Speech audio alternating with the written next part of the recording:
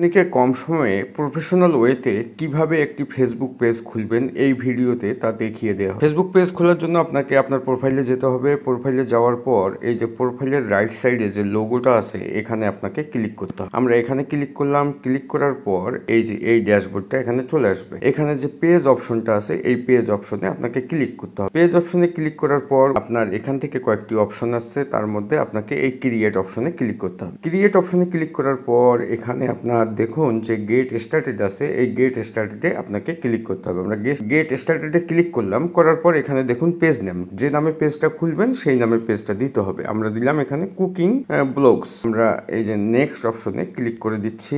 Category আসার কারণে আমরা এখানে দিব সিম্পলি হচ্ছে ডিজিটাল ক্রিয়েট। এই যে ডিজিটাল ক্রিয়েটর অপশনটা চলে আসছে, ক্রিয়েটে দিয়ে দিলাম। ক্রিয়েটে দেওয়ার পর আমাদের কিন্তু পেজটি সম্পন্ন হতে যাচ্ছে। এই যে এখানে আসার পর এই জিনিস দুটো ইম্পর্টেন্ট।